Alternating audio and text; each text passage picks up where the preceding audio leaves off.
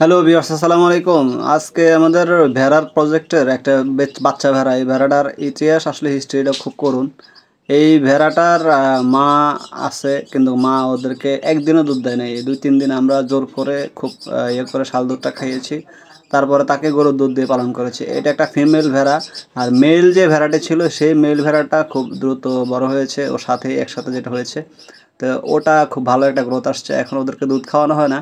তো গতকালকে আমাকে রাখাল বলতেছে, ভাই একটা ভেড়া একটু সমস্যা। পর তাপমাত্রা মাপলাম, মেপে দেখলাম যে না, আলহামদুলিল্লাহ তাপমাত্রা স্বাভাবিক আছে। সে গরমের কারণে এই ভেড়াটা মানে ট্রেস নিতে না পেরে একটু দুর্বল হয়ে পড়ছে। একে তো হচ্ছে দুধ বন্ধ করার কারণে তার শরীরে একটু দুর্বলতা চলে আসছে, আর এক হচ্ছে গরমের কারণে সে মানে ট্রেসটা নিতে পারতেছে না। তো আমি তাপ মেপে দেখলাম স্বাভাবিক। তারপর আমার ইলেকট্রোলাইট যে স্যালাইনটা আছে সেটা তাকে দিচ্ছি, যাতে তার শারীরিক যে সক্ষমতাটা আছে সেটা রিকভারি করে।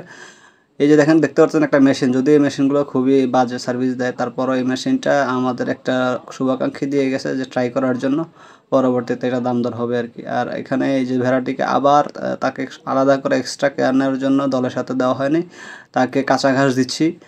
দিয়ে তারপরে দেখি কি করা যায়। তাকে সারাদিনে অবজার্ভে রেখেছি, বিকালে তাকে দলের সাথে দিয়েছি। এই যে দেখেন বিকালবেলা, এটা বিকালের ফুটেজ। বিকালে সে আলহামদুলিল্লাহ মানে মনে হচ্ছে যে একটু বেটার ফিল করতেছে। ওই দলের সাথে থেকে হালকা পাতলা কিছু খাবার ঘাস খেয়েছে। এই দেখতে পাচ্ছেন ভেড়ার দল। আসলে বাণিজ্যিকভাবে একটি খামার, ভেড়ার খামার যদি করেন, এটা নিজেরটা নিজে করতে হবে। আপনি লোক দিয়ে এখানে আসলে এই ভেড়ার সেক্টরটা হবে না। যদি আপনার হিউজ চরণভূমি থাকে, অধিক পরিমাণের খোলা জায়গা থাকে, প্রাকৃতিক ন্যাচারাল ঘাসের উপর ডিপেন্ডেবল হন, তা সেক্ষেত্রে আপনি ভেড়া পালন করতে পারেন। এরা বছরে 2বার বাচ্চা দেয় এবং একবারে 2টা থেকে 3টা বাচ্চা দেয়। কিন্তু এদের নার্সিংটা বা এদের দেখাশোনার বিষয়টা খুব গুরুত্ব সহকারে দেখতে হয়। ভেড়ার মূলত রোগ প্রতিরোধ ক্ষমতা খুবই ভালো। এটা গারল ভেড়ার ক্রস। তো এটা এদের রোগ প্রতিরোধ ক্ষমতা খুবই ভালো।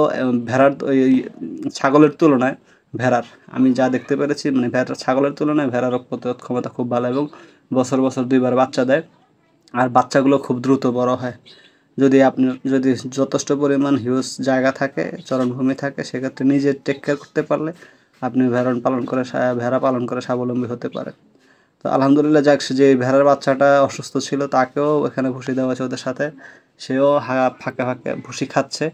তার শরীরে সম্ভবত একটু স্বস্তি। এই যে কালো ভেড়ার বাচ্চাটা, এটা একটু সুস্থতার দিকে। দেখা যাক কালকে সকালে তার রেজাল্ট কী আসে, ফলাফল কী আসে। তো সবাই ভালো থাকবেন, সুস্থ থাকবেন। আসলে বাণিজ্যিক খামারগুলো এখানে পরিচর্যা হচ্ছে আসল বিষয়। আপনাকে পরিচর্যাটা যদি সঠিকভাবে করতে পারেন, এখান থেকে আউটপুট বের করা সম্ভব। এই যে ছোটোবেলার একটা স্মৃতি, প্রজাপতি ধরা, একে এই স্মৃতিটা আসলে স্মরণ আছে। আমি ফাইনালি ধরতে পারিনি প্রজাপতিটা ফোনের কারণে। যদি ফোন না থাকতো তাহলে অবশ্যই তাকে ধরতে পারতাম। সবাই ভালো থাকবেন।